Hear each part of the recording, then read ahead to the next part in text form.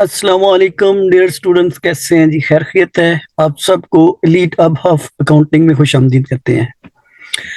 Classification of chapter में हमारा आज जो टॉपिक है क्लासिफिकेशन बाय बिहेवियर है। तो इसमें सबसे पहले हमारे पास what is a cost behaviour.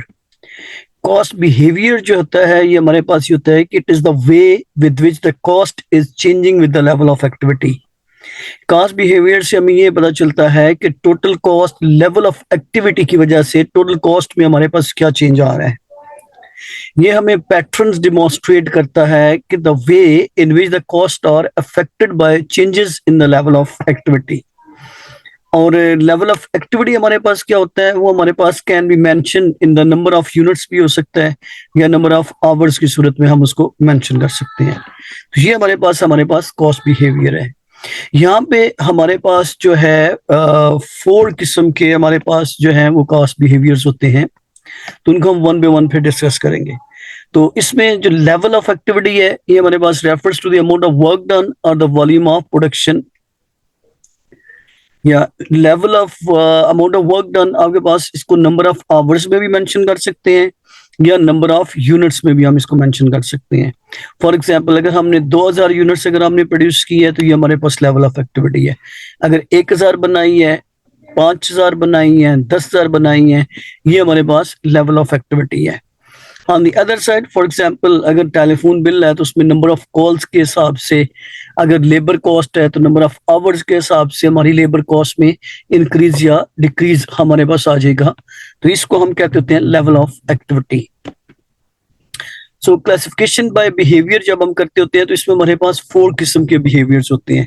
इसमें एक हमारे पास वेरिएबल कॉस्ट है, फिक्स्ड कॉस्ट है, स्टेप्ड फिक्स्ड कॉस्ट है एंड सेमी वेरिएबल कॉस्ट है।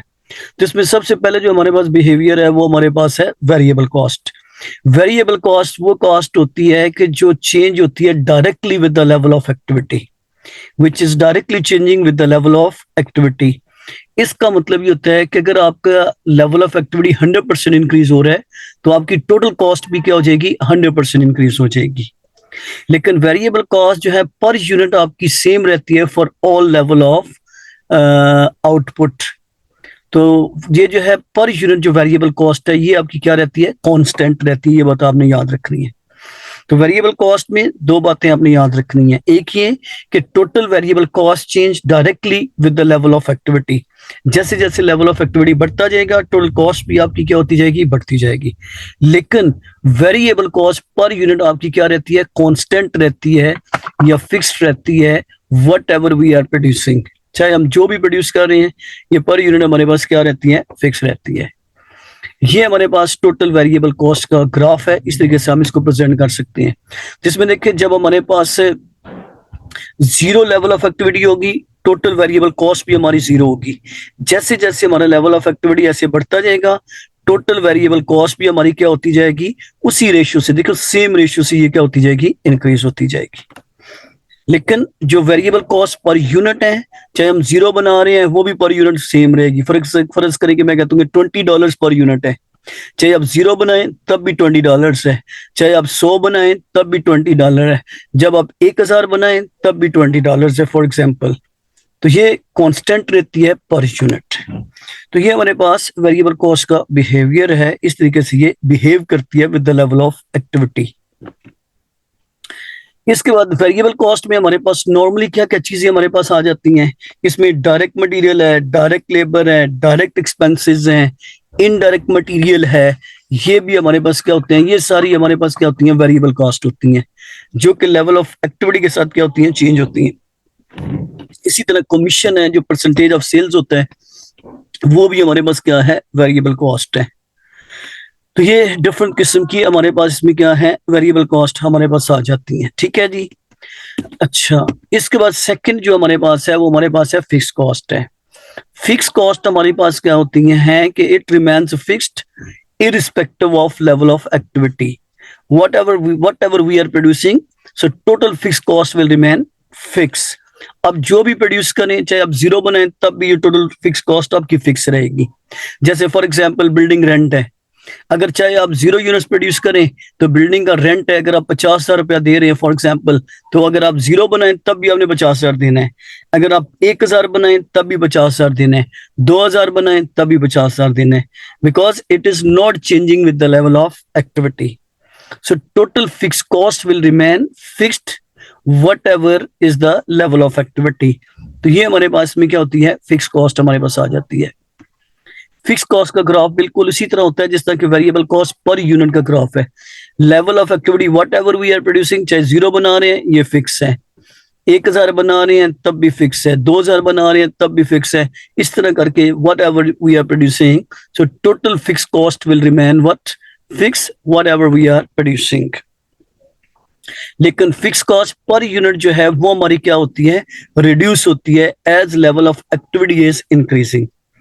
तो फिक्स कॉस्ट में आपने दो चीजें आपने याद रखनी है कि जैसे जैसे लेवल ऑफ एक्टिविटी इंक्रीज होगा तो फिक्स कॉस्ट पर यूनिट आपकी क्या हो जाएगी, रिड्यूस हो जाएगा। और इसका जो ग्राफ है वो इस तरह आपको दिखाई देता है जैसे आप देखें यहाँ पे स्क्रीन पे नजर आ रहा है। अच्छा, तीसरा जो हमारे पास है बिहेवियर है वो हमारे पास है स्टेप्ड फिक्स कॉस्ट है। स्टेप्ड फिक्स कॉस्ट हमारे पास वो फिक्स कॉस्ट होती है जो कि फिक्स होती है up to a certain level of activity and after that level there will be a lump sum increase in the cost. फिर उसमें एक साथ कॉस्ट में क्या आ जाएगा, इंक्रीज आ जाएगा।